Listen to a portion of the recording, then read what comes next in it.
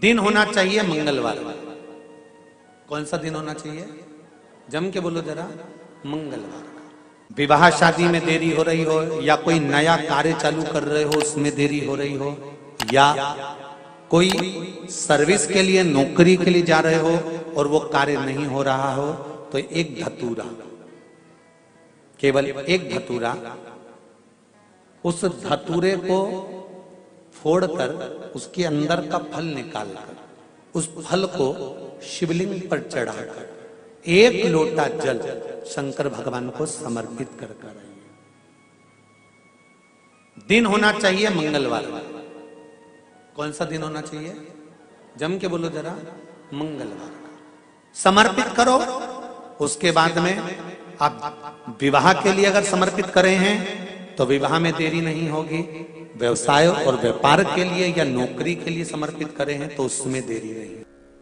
तुम जिस दिए में भगवान की आरती उतारते हो, जिस दिए से तुम भगवान की पूजन करते हो, उस दिए की बत्ती को नीचे डाल दीजिए और उस दिए को पानी की बाल्टी में धो दीजिए। कौन सी बाल्टी में? जिस बाल्टी के पानी से आप बच्चे को स्नान करा सको। मारा केवल भगवान पर से ले जाकर, पास में से ले जाकर उस बाल्टी में थोड़ी देर डाल दो और उस बाल्टी के पानी से उस बच्चे को स्नान करा दीजिए।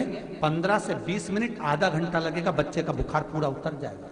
इतना विधान है दीप का। जब आप पशुपति व्रत कर रहे हो या कोई नियम धारण कर रहे हो या कोई आपने नियम उठा रखा है और वो कार्य आपका हो ही नहीं रहा, आपने 2 बार पशुपति व्रत कर लिए, आपने ये कर लिया, आपने प्रदोष कर लिया, आपने सोमवार कर लिया, आपने सारे अनुष्ठान कर लिए, बहुत सारे उपाय भी करे तो भी नहीं हो रहा है, तो इस बीच वाली पत्ती पर शहद लगाकर बाबा का जो शिवलिंग है उस शिवलिंग को इसको छुआ दीजिए या उससे चिपका दीजिए और उस पर अपनी हथेली रखकर कामना कर कर वापिस घर को आ जाइए।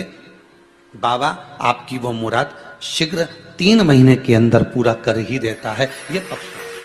तो 3 नियम अपनी जिंदगी में धारण कर लें। अगर ठेला लगा रहे हैं रोड पर, अगर आपके पास में कोई व्यापार नहीं, कोई दुकान नहीं, कोई सर्विस नहीं, कोई नौकरी नहीं, 3 नियम जिंदगी में। पहला, एक बार जिंदगी में पशुपति व्रत अवश्य करो। दूसरा, प्रत्येक प्रदोष एक शंकर जी के मंदिर में दिया और एक अपने घर के दरवाजे पर दिया अवश्य लगाओ, प्रत्येक प्रदोष।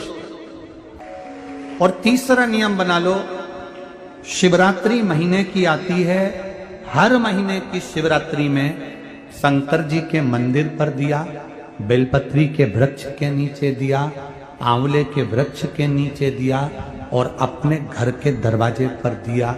ये 4 स्थान पर दिया। प्रत्येक महीने की शिवरात्रि पर लगाना प्रारंभ करो। 4-5 शिवरात्रि निकलेगी, बाबा इशारा कर देगा और तेरी नैया पार। शिवलिंग है, जलाधारी है, पार्वती जी की मूर्त है, गणेश जी की भी मूर्ति है, कार्तिकेय जी की भी मूर्ति है, नंदी की भी मूर्ति है। तो किसी ने कहा कि गुरुजी हम जब शंकर जी को जल चढ़ाते हैं तो पार्वती जी को, गणेश जी को, कार्तिकेय जी को, नंदी को, सबको जल चढ़ाना चाहिए। शिव महापुराण की कथा कहती है केवल शिवलिंग पर आपने जो जल समर्पित करा है वो जल पार्वती जी को भी मिल गया, गणेश जी को भी मिल गया, कार्तिकेय जी को भी मिल गया। उसके सिवाय तुम्हें ये नहीं कि यहां भी जल चढ़ाओ वहां भी जल चढ़ाओ, ना, केवल शंकर जी पे तुमने जल चढ़ा दिया, शिवपिंडी पर जल चढ़ा दिया, वो जल तुम्हें शंकर भगवान का चढ़ा हुआ जल सबको प्राप्त हो गया। अब उसमें तुम्हें ये नहीं सोचना कि मैंने पार्वती जी को तो स्नान कराया ही नहीं, मैंने गणेश जी को तो स्नान कराया ही नहीं, मैंने कार्तिकेय को तो स्नान कराया ही नहीं, ना ना ना। आज पंजाब की इस पवित्र भूमि पर अगर ये प्रसंग निकला है तो इसको आप अगर सुनेंगे तो आपका जीवन सार्थक होगा। शिव जी को 5 तरह से जल चढ़ाने का तरीका है। जैसे पंचामृत होता है, दूध, दही, शहद, घी, शक्कर, ये सब पंचामृत के अंतर्गत आते हैं, उसी तरह शंकर जी को 5 तरह से जल चढ़ाने का क्रम वर्णित किया गया। अब उसको समझेंगे, बहुत सावधानी से समझिएगा। पहला, जल लेकर आए, सीधे डायरेक्ट शंकर भगवान के शिवलिंग पर चढ़ा दिया, ये प्रथम जल का चढ़ाने का तरीका। दूसरा, जहां से पानी बहकर जाता है जहां से जल बहकर जा रहा है, उसके ठीक विपरीत जल उत्तर में जा रहा है, आप दक्षिण में खड़े होंगे और दक्षिण में खड़े होकर उत्तर की ओर मुख करेंगे और शिव जी को जल समर्पित करेंगे। ये रोग मुक्ति करने वाला है और हमारे रोग पर हमें विजय प्रदान करने वाला है। ये जल चढ़ाने का तरीका। एक सीधे मंदिर में गए, लोटा भरकर जल उठाया, शिव जी को चढ़ा दिया। दूसरा जल जहां से पानी बहता है, शिव जी का चढ़ा हुआ जल जहां से बहकर जाता है, उसके ठीक विपरीत में शिव जी का जल इधर जा रहा है तो तुम यहां खड़े हो, तुम यहां बैठो, यहां मत बैठना, यहां मत बैठना, इधर बैठो। अगर रोग का निवारण है तो यहां बैठकर। तीसरा, अशोक सुंदरी से जल चढ़ाते चढ़ाते शिवलिंग तक लेकर जाना और शंकर भगवान के शिवलिंग पर पूर्ण जल समर्पित करना।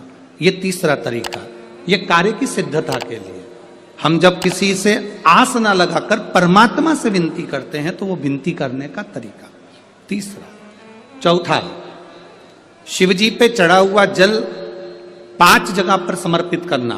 गणेश जी, कार्तिकेय, अशोक सुंदरी, शिवलिंग और जलाधारी, ये चौथा क्रम है। और 5वां जल समर्पित करना,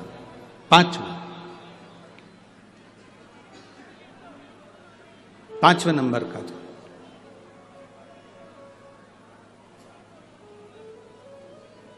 शिव जी को 5वें नंबर का जो जल आता है, जो जलाधारी है, ऊपर जिसमें पानी भरा रहता है और नीचे एक एक बूंद टपकता रहता है, जलाधारी में जल समर्पित कर कर उसी जल को बचाकर अशोक सुंदरी वाली जगह पर थोड़ा सा चढ़ाकर उसी में से जल शिवलिंग पर जब हम समर्पित करते हैं तो हम जिस कार्य के लिए जा रहे हैं वो कार्य सफल हो।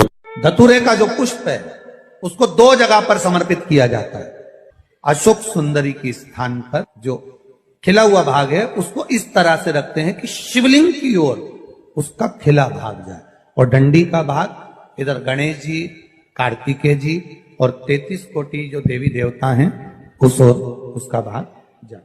एक दूसरा, शिवलिंग पर जब हम धतूरे का पुष्प समर्पित करते हैं तो उस फूल का खिला हुआ जो भाग होता है उसका मुख हमारी ओर होना चाहिए। बहुत अंतर है महाराज। कनेर का पुष्प इससे विपरीत में चलता है।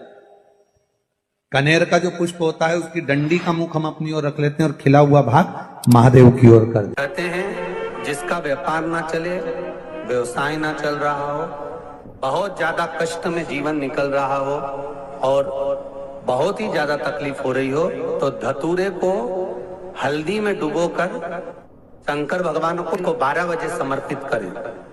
उस धतूरे को वापस उठा लाएं 5-10 मिनट के बाद, श्री शिवाय नमस्तुभ्यम बोलकर लाल कपड़े में उसको बांधकर व्यापार वाली जगह में कहीं पर भी उसको बांध दिया जाए। व्यापार पीछे नहीं हटता, व्यापार अग्रण्य भाव में बढ़ता चले जाता है। महाराज, हल्दी में डुबोना पड़ता है। जलाधारी, अशोक सुंदरी वाला स्थान, ये जो जलाधारी है, बेटियों के स्थान से जलाधारी तक जो कनेर के माला बनाकर स्पर्श कर कर लगा देता है, शिवरात्रि के दिन प्रदोष काल के समय पर उस पति पत्नी में कितना भी झगड़ा हो रहा हो, आपस में प्रेम बनना प्रारंभ हो जाता है। अदालत का केस धीरे धीरे समाप्त हो। ये भी अलग अलग होते हैं। पहला दिया होता है पणाती दिया।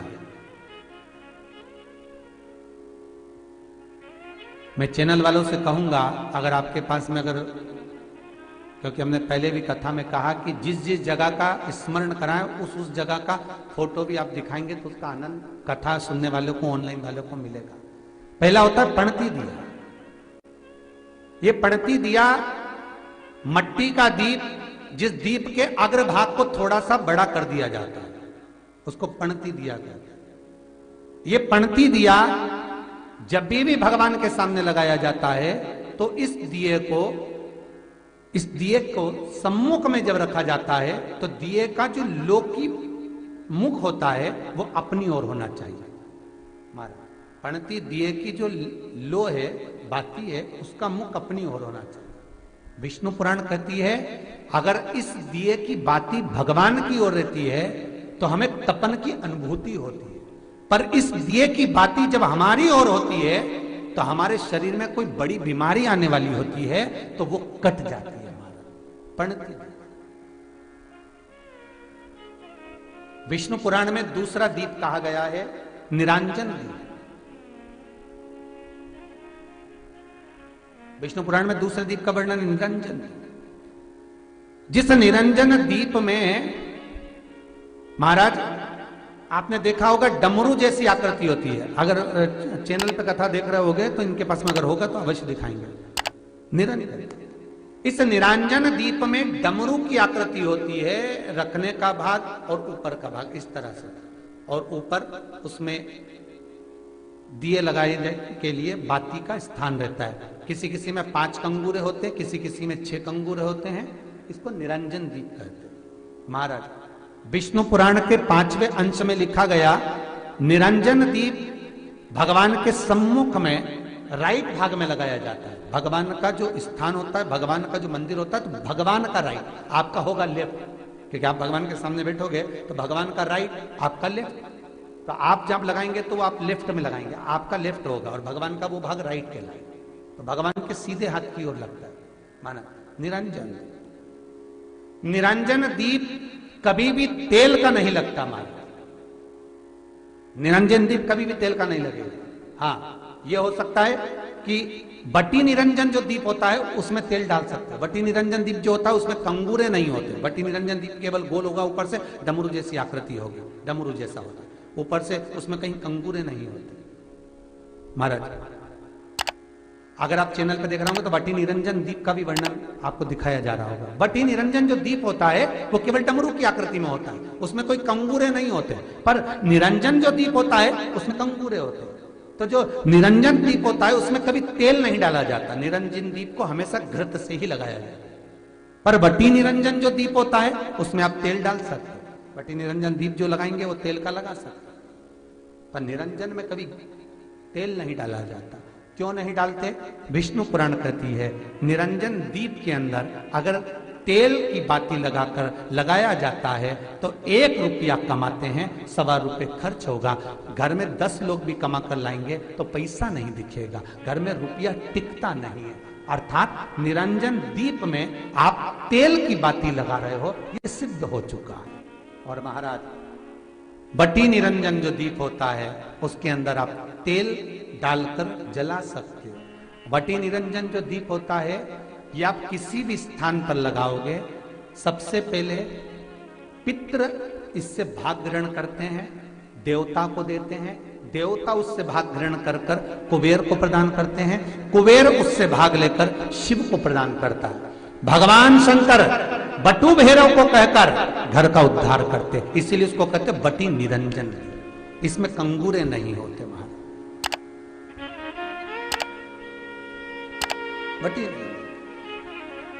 एक कुबेर निरंजन भी होता है, दिए में स्टैंड होता है, पकड़ने की जगह होती है, आगे उसमें चोंच लगी रहती है, उसको कुबेर निरंजन दीप कहते हैं। कुबेर निरंजन दीप महाराज जब भी जलाया जाता है, इस तरह का दिया अगर किसी के घर में हो कुबेर निरंजन, जिसमें स्टैंड होता है, ऊपर होता है, थोड़ा लंबा होता है, आगे लंबाई निकली रहती है। कुबेर निरंजन टीवी पर आप दर्शन कर रहे होंगे तो कुबेर निरंजन जो दीप होता है उसमें आगे भाग लंबा रहता है और पकड़ने का स्थान होता है। तो कुबेर निरंजन दीप घी का लगाओ चाहे तेल का लगाओ, उसमें लौंग या काली मिर्च, काली तिल या चावल, पूजन वाली जगह में जो चावल रखे उसका 2 दाना चावल का या फूल की पत्ती, कुछ भी उस कुबेर निरंजन